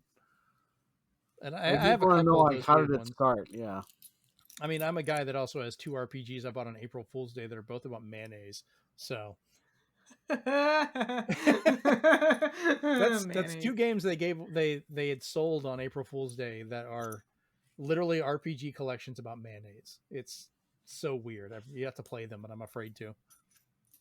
So after that we had This Way Madness Lies for Switch and PS5, which just when I looked at it, looks a lot like Sailor Moon, like it's based on that for the way they're dressed and everything. I don't know why I just kind of thought that. It was just weird. Like That's Sailor Moon interesting. meets Shining Force. Or Golden Sun. Golden Sun. Golden Sun, Sailor Moon. That'd be fun, actually. That's what that is. Sounds like a new generation of Pokemon. But that's the way. We have That's Golden what that Sun game. and That's Soul. what that game is. The graphical style is pretty much even Golden Sun. Yeah. Midnight Fight Express, Switch and PS4 coming out. Colossal Cave, which is A real kind big of a cave. No, cool I'm kidding. old school. It's what? I said a real big cave. It looked like it actually was. That's coming out for Switch, PS5, PS4, Steam, Xbox Series X and S. And this one's kind of like a throwback RPG style game. So it kind of reminds me of a lot of the old PC adventure titles, which they've got some of the people that created some of those that are working on this. Another Crusade for Switch, PS5, and Xbox. This is the weird one. Rose and Camellia Collection for Switch. They described it literally as Jane Austen meets Punch Out. So it's a bunch of Austinian ladies That fighting slap the crap out of each other. Yes. Oh, with parasols and everything. But it's set up like Punch Out. So you think about like dodging and slapping and stuff, but with Jane Austen. Do they use fan language? I don't know, but I don't know if I want to play this or not. But it's so weird. Sometimes the weird games that turn out oddly good, like Henry Hatsworth. Oh, that game is so great. I love Henry Hatsworth. That game was recommended to me by George. He literally just handed it to me and goes, "Play this," and I go, I'm the one that showed George that game. I was like, dude. Yeah. Disney's Gargoyles remaster is coming out for Switch, PS5, PS4, and Xbox. They didn't show anything for it, but I guess this was announced a while back. It's the Genesis game remastered. Okay. If I remember correctly, because there wasn't a Gargoyles game for Super Nintendo or anything else for that matter. The only thing that bothers me is we still don't have Disney Afternoon Collection for Switch. Yeah, I don't get that. That's just so... Give me my DuckTales on Switch. It's almost all exclusively Nintendo games. That's what's ridiculous. Like, they're just going to put everything but not put it on Nintendo.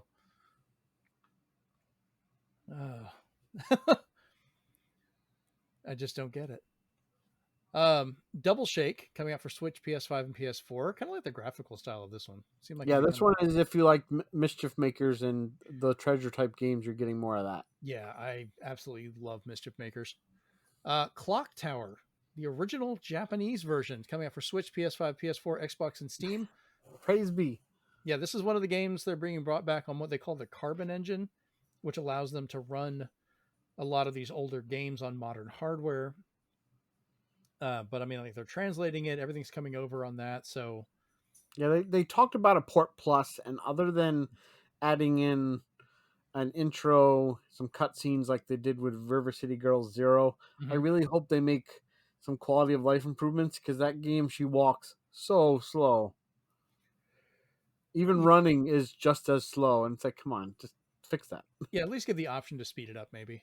Yeah. But that's another one I'm definitely going to pick up, because Clock Tower is one I've been interested in seeing. And it's kind of funny the way they describe this, like, you know, talking about this old horror game that started off a whole series of things things were based off, and I was like, oh, is this going to be Sweet Home? Like, I was really hoping for Sweet Home. So that one, when the trailer ends, you see both Sunsoft and Capcom listed on there because one had the original rights and then one currently has the rights, because the last Clock Tower game we had was 3 for PS2 from Capcom. They still play relatively the same, which is why I've always loved them. Capcom even used that genre, I'm going to call it, again with Haunting Ground. So there's a lot to that title. If we ever said what's the best genre, that's one of them for me. Oh, okay. I don't know what you call it. It's literally survival Don't get horror. stabbed It's not more? like I have a giant bazooka survival horror. It's I don't have anything survival horror. Just run and hide version. Next up, we have the Jurassic Park Classic Games Collection for Switch, PS5, PS4, Xbox, and Steam. It's covering the 8 and 16-bit titles. They didn't show this on the trailer. I had to go look it up on their site later to confirm.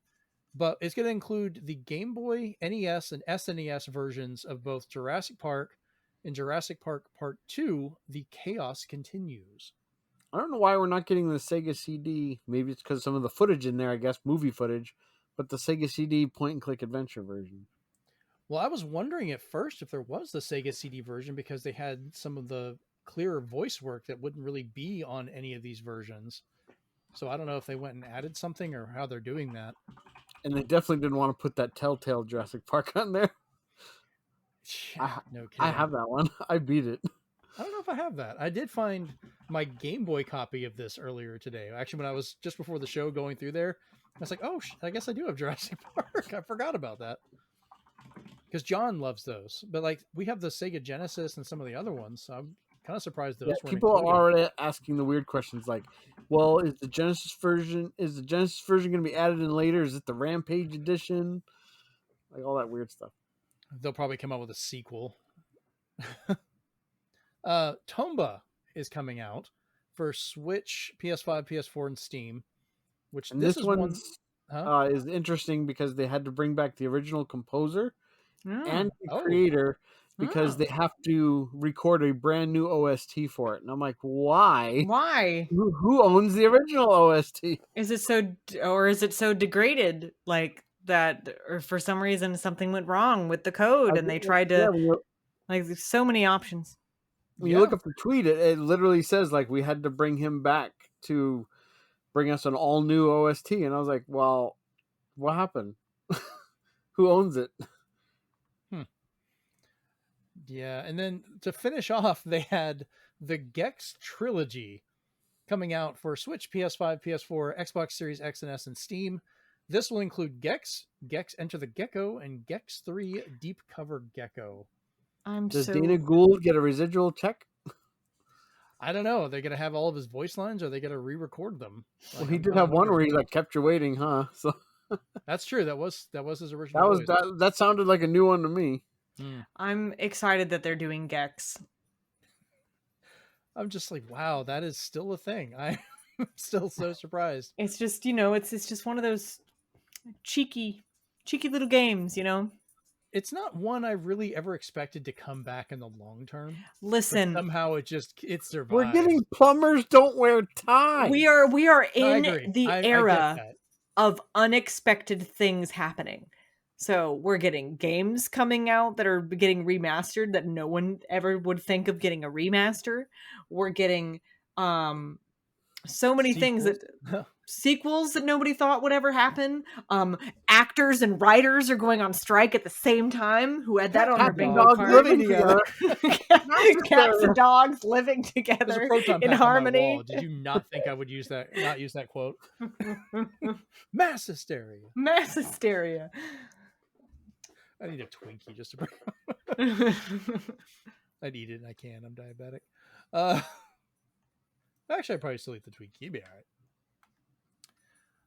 All right. So the last little bit of news I want to talk about, we were going to talk about some of the ID at Xbox stuff, but really, I didn't think there was too much really shown. We can kind of go down the list if y'all want to, but otherwise I wanted to talk about somebody leaving from Xbox. I think the only thing that was of note really was that MythForce has an announced a release date of September 12th. Oh, okay. So that was the big one. Everything else was just coming soon or whatever. And for me, nothing really stood out except for that obvious ripoff Stumble Guys instead of Fall Guys. Yeah. Like Mythforce, we already talked about that when it was on the Nintendo showcase, their direct. It's already one that I wanted to get. Wordless looked kind of cool. And then, of course, Mike Mignolia's Hellboy Web of Weird. That one I do want to get. I do like how they've used the art style. The voice is a little weird. Yeah. But, it's always good to see some more of Mignolia's It's just art fun with a style lot used. of these because a good portion of them are on Game Pass. So I'm Yeah. excited because Sea of Stars you can already download to have for later. Oh, there you go. So to finish up the news part, Major Nelson from Xbox has announced today that he is leaving after his 20-year period there. Don't know where he's going or what he's doing other than the fact he says he's going to spend some more time with his family because he's like, I never take time off, so now I can actually enjoy that. And I wish him the best to old Larry Herb. But I'm still kind of surprised. Like, that is all of a sudden, like, they closed the deal and he's leaving. And I made the joke, like, maybe they're going to kick out Bobby Kotick and let him run Activision. He's Major Nelson is heading back to the station to play. Yeah. That would be nice.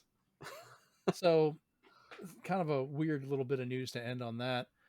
But real quick, we're going to go ahead and move on to our big question for this week, which you've also probably noticed. The show has become almost weekly at this point. Like we're like 4 weeks in doing it consistently, and it's worked out pretty well, I think. Hell, we got Rachel on here twice. I'm telling you, buy a lotto ticket. Yeah. So the question for this week is, what is a genre of games that you have tried to get into, but never seems to click most of the time? And a bonus question, if you want to answer it as well, have you ever found a one-off exception to this? Like maybe you found one game that fits that you actually do enjoy, but the rest of the genre makes no damn sense. Steven, you want to start us off? Do you want me to read Chris's answer or do you want me to read my own? Can you imitate Chris's voice? Because we were going to read Chris's Chris's as well. I tend not to have the patience for strategy RPGs like Ogre Battle, Shining Force, or Fire Emblem.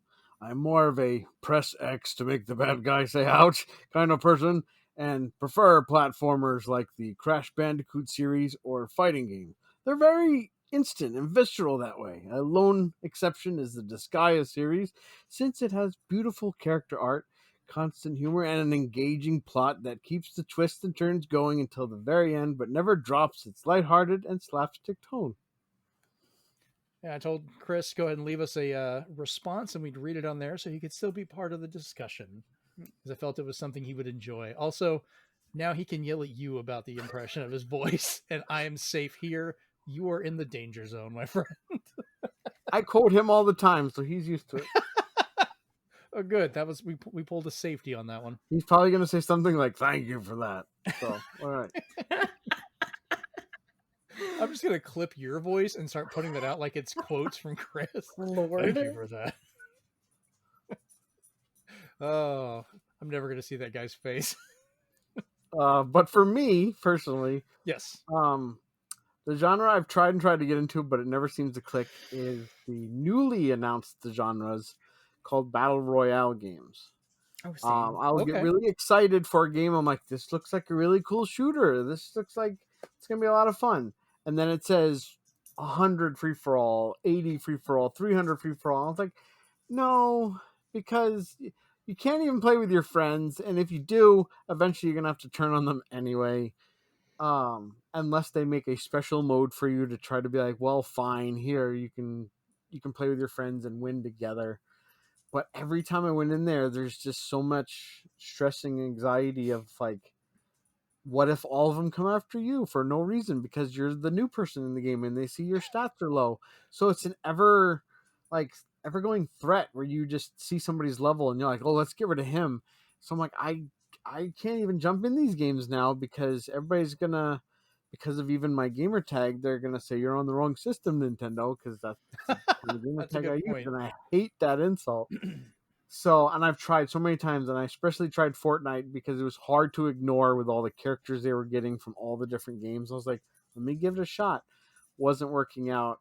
But as a bonus, the one-off exceptions to it are the ones that are not shooters. So I adore Tetris 99. I loved Mario 35. That was amazing to play. Missed Mario that one. 35. I'm sad Pac-Man 99 is ending in October, but that one was tremendous. And I'm glad I now have Arkanoid Battle Royale as well. So That's totally they made Arkanoid. there's still a smaller niche of Battle Royale games that I'll play. But you put a gun in my hand and you say there's 99 other people to kill, I'm like, no thanks. At some point, just for the heck of it, we should try Fortnite together because I do play it on occasion. And I've actually won a few times just kind of messing with it. Because if you're actually with somebody, at that point, you just kind of have more fun just messing with others and just seeing what you can do than actually trying to win. And it goes from there. But yeah, no, I get that. I was once shopping in a big box store, like I think it was either Walmart or Target, and I heard the kid asking for V-Bucks, and the associate was like, "Do you play?" And he's like, "I just like driving the cars." Hey, listen, like, okay. He was honest, okay? And there actually is there is a single player story mode you can get that's like a whole different mode that you buy. That unlocks the story mode you can play through, and it's almost like a survival zombie game. And I will say, which is weird. Kudos to Epic Games. Is it Epic Games? Yeah. Yeah. That basically opened the toolkit and said, "Do you want to make something that's not just Battle Royale?" And the people creating basically new genres within the Battle Royale genre that I'm like, "Oh, I could get into this," is amazing. I love that. If you can mod it to make it something else that I can play, and I get to play with the characters from the all these series, yeah, I'll go for that. All right, that's what made Half-Life popular after a while. The mods, yeah, the mod community for that and Doom were ridiculous back in the day. But that's their legacy, is because Half-Life was modded to these other games, they became their own beasts. Very true. Rachel, what are your thoughts on this one? So, as you probably, Jeremy knows, I have a lot of game genres that I just don't like. I don't like strategy. Much like Chris, I don't like strategy RPGs. I cannot play them. I'll be like, oh yeah, that art style looks pretty, or this game or this story looks interesting, and then I see that it's a strategy RPG, and then I'm like, no, never mind. No thanks. Do not pass go. Do not collect $200. Goodbye. Goes back in the bin. I've not found a strategy RPG that is the exception. I don't play first-person shooters. Small exceptions being Borderlands. That story was good and it kept me engaged. All the Borderlands games did. Mm-hmm. Destiny was fun to play with other people that I knew and were my friends and I had fun playing games with. If I just play it and get random matchmaking stuff for missions and whatnot, not as fun. Not as fun. There's and also Battle Royale. There's a lot of genres that I do not like that I have never been able to get into. I play fun side-scrolling adventure games, regular RPGs, puzzle games, mystery games. But there's just, stuff that I'd say the general populace is interested in, like Battle Royale and FPS. I'm just like, no thanks. Don't like. Boring. Same game, different war.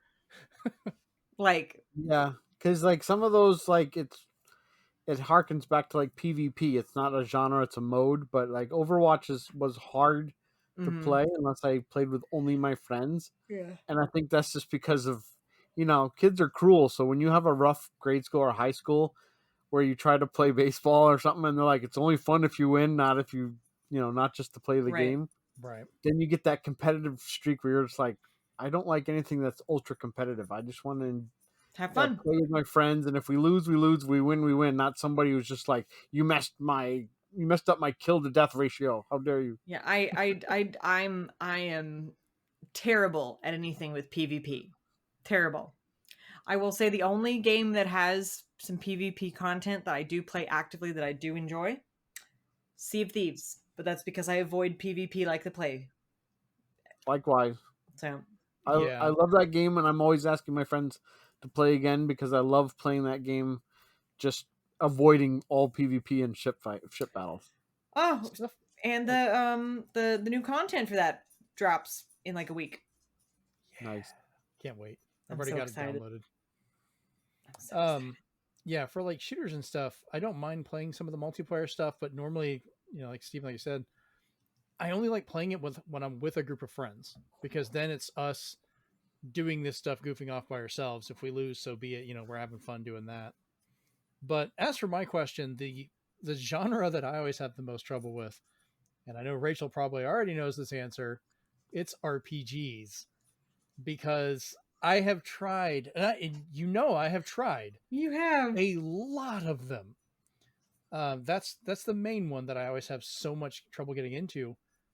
Thankfully, I've found some exceptions, which I'll go into. But the other genre that I cannot, and God, I have bought all of them trying so hard, and bless my son, he has tried to help me with both of these to get into them, and that is Souls-likes. Like Dark Souls and Demon Souls and all of those. I don't like the Jeremy. I don't like those either.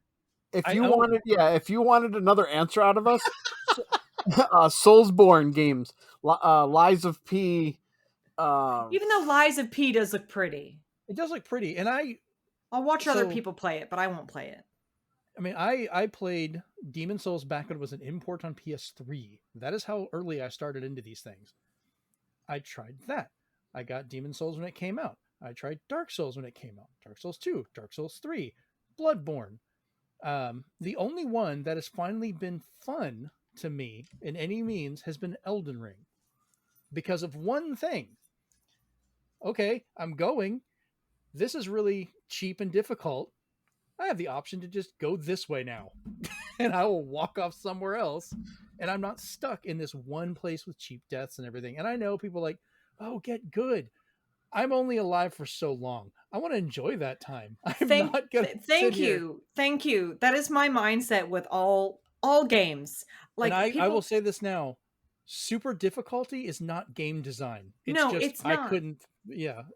I say that to all of my friends. They're like, Rachel, the games you play are so easier. Why are you playing on easy mode? And I said, guys, listen, I told myself I was going to live forever, and I'm doing pretty good so far. But I am here for a good time during that period. I'm here for a good time. Whether that be a long time, a short time, or an eternity, I am here for a good time. And I don't want to spend that time getting mad at games. Yeah, I enjoy that challenge. genre can keep me off of games that I should have been playing, because somebody would use that term to describe like the Jedi Survivor in the previous title, and I almost missed out on those games. Yeah. But then I realized that it becomes a Soulsborne game if you put it on a harder difficulty. Yep. But if you put it on easier, it plays like a Metroid Prime or something. It's a totally different game. It's so much more fun. Even though on those easy modes in the games that you're talking about, it's still a little difficult. Like, same thing with the new Final Fantasy 16. I am playing it on story mode. I'm playing it on the easiest difficulty, and I am still having trouble sometimes. Like, I'm not having too much trouble, but I'm playing it on story mode and graphical mode because I want to enjoy how it looks, and I want to enjoy the story. And you know what? I'm still playing it, and me too. I don't think of it as much of an RPG. Yes, I know it's a Final Fantasy, but it feels more like I treat action RPGs separately than turn-based RPGs.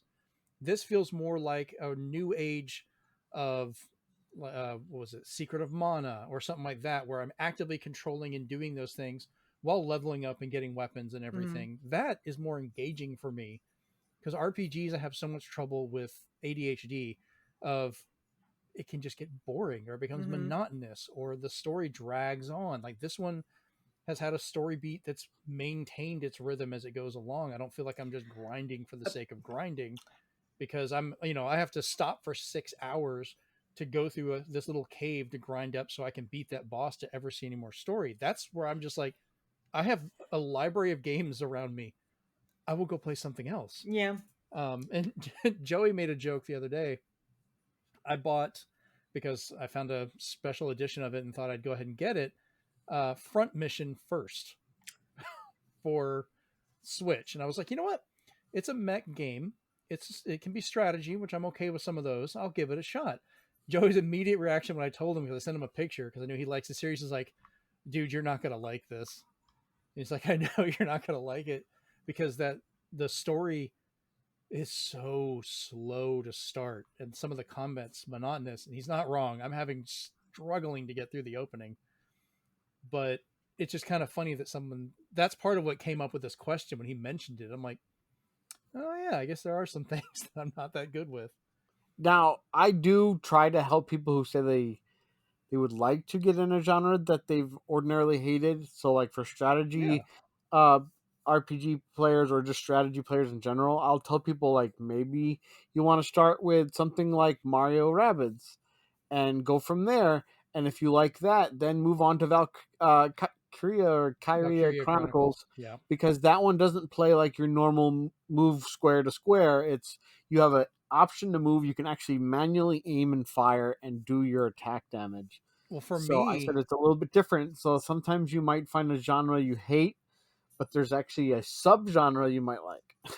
that's what I was saying. Like for like Fortnite, I'll play with you, and I find more fun in that way of playing it. Like, yeah, I can go in if I just want to level up or do something real quick. I'm not even paying attention to beat everybody. I'm just trying to get some of the challenges because those are fun for different ways. But like for tactical games, I'm not the best at most of those, but I still, and I will argue this, will go back to Final Fantasy Tactics Advance.